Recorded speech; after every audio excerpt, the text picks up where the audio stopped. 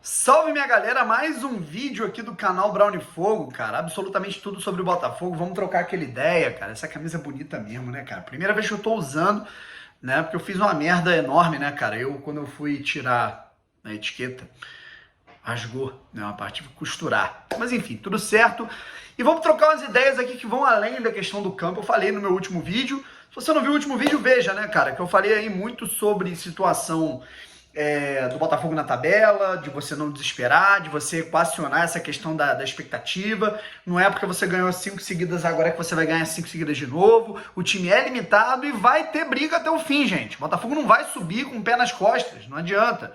Né? A gente tem que entender um pouco disso também. E vamos embora.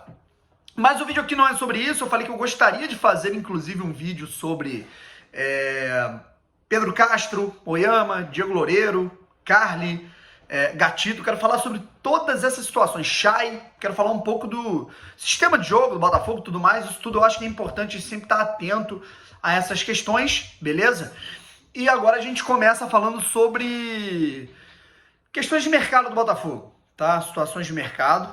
Eu acho que é importante a gente também ter separar um pouco o que está acontecendo, né, do campo, para também tentar entender algumas situações aí de mercado do Botafogo, né? E os dois temas hoje são sobre centroavante, tá? Centroavante é uma temática de hoje.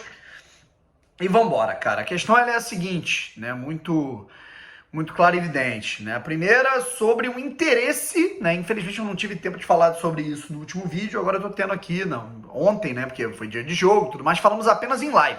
Esses dois assuntos tratamos muito em live, rapaziada, a gente tá fazendo muita live aqui. Mas é sobre Rafael Navarro e um suposto interesse do Internacional de Porto Alegre no jogador para 2022, certo?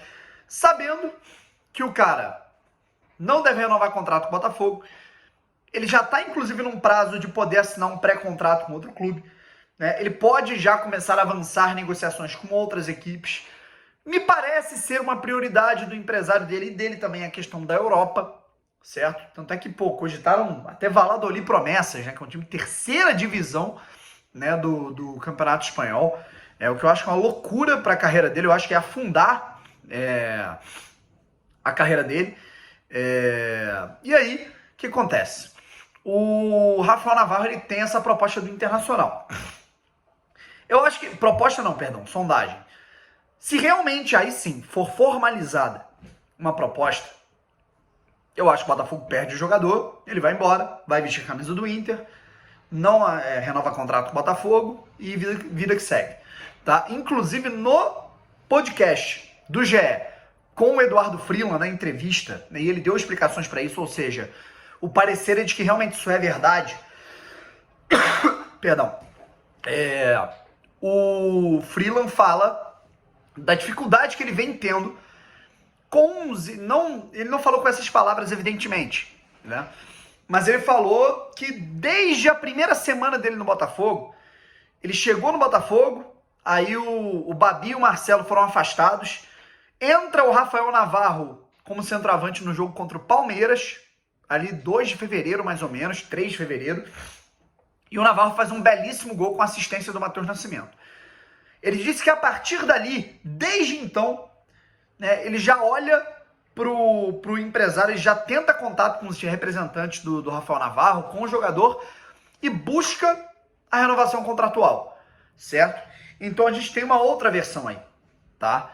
É claro que, na minha opinião, o departamento de base no ano passado, o comitê de futebol, para mim, é o mais culpado nessa situação toda, né, por não ter se atentado à renovação dele.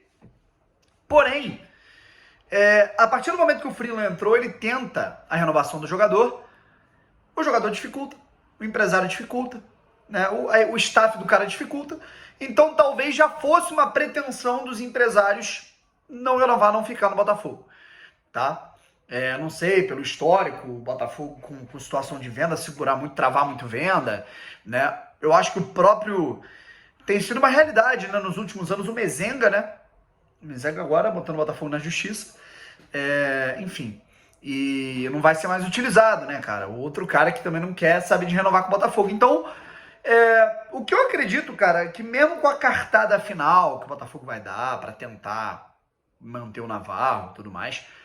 Eu acho que a tendência é ele se despedir depois da partida contra o Guarani, sair do Botafogo e jogar em outro clube, seja no Internacional, seja em outro clube brasileiro, seja em um clube da Europa, enfim. Meu feeling é de que ele realmente não fica no Botafogo em 2022. Irmão, vida que segue, buscar outro centroavante, que o Navarro seja feliz. Vamos lá, rapaziada. Quero falar aqui um pouquinho também sobre aí uma situação que o Botafogo se livrou, tá? E demos os créditos ao CEO Jorge Braga. Foi divulgado que ele foi veementemente contra essa contratação e não foi necessariamente só por isso, né? Tem a questão do doping, né? Mas mais pela questão do custo-benefício, porque o Botafogo ele tenta planejar um orçamento visando compra e venda. Né? Você pegar um jogador para poder vender e fazer fluxo de caixa, como aconteceu, por exemplo, com o PV, naturalmente aconteceria com o Lucas Mezenga, se ele não colocasse o Botafogo na justiça. Enfim. E a situação é a seguinte. O Botafogo, né, ele ia contratar o Fernandão, centroavante, que inclusive foi para o Goiás. Na semana passada ele foi anunciado como novo reforço da equipe do Goiás, né? Semana retrasada, se eu não me engano. E aí, ontem recebemos a notícia de que a FIFA puniu o cara por mais 16 meses, cara.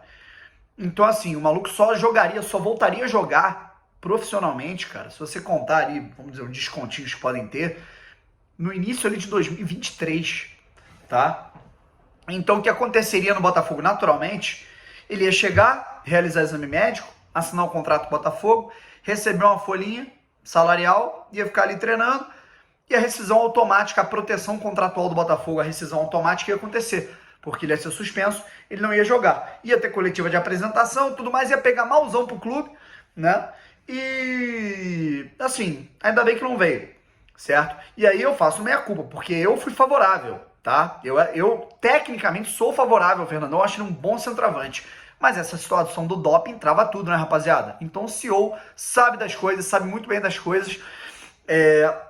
A única coisa que eu acho que foi um erro, e não só do CEO, foi um erro geral do Botafogo, um erro de comportamento de negociação, de relação com o empresário, relação com o jogador, respeito, ética.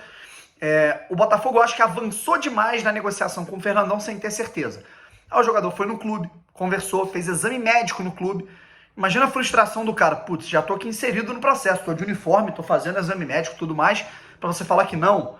Então, eu acho meio sacanagem, assim, eu acho que erraram nessa mão com um profissional. Ali tem um cara, pai de família, um cara que, porra, cara, tem que se ter um respeito na hora que você vai negociar. Você só coloca o cara dentro do clube pra fazer exame e quando tiver tudo fechado mesmo, já é a certeza de que ele vai ser contratado, correto? Então, acho que esse foi o erro. Mas, na questão de, putz, o cara pode ficar dopado, né? Tem a questão do doping, pode ser suspenso e tudo mais, eu acho que o Botafogo acertou nessa. E aí, cara, se serve assim por um bom, não seria nem tanto prejuízo assim, o salário dele seria uma coisa mínima, né, em relação a isso é o que estava sendo negociado, né, cara, para ele treinar no Botafogo durante essa reta final aí, os últimos 4 meses de 2021, setembro, outubro, novembro e dezembro, ele receberia coisas assim, próximas de salário mínimo, para ele depois ele receber um salário que também seria baixo, né, então... mas enfim, aí o Botafogo nesse sentido não gastou nada com ele, gastou R$0, né? Então, bom, né?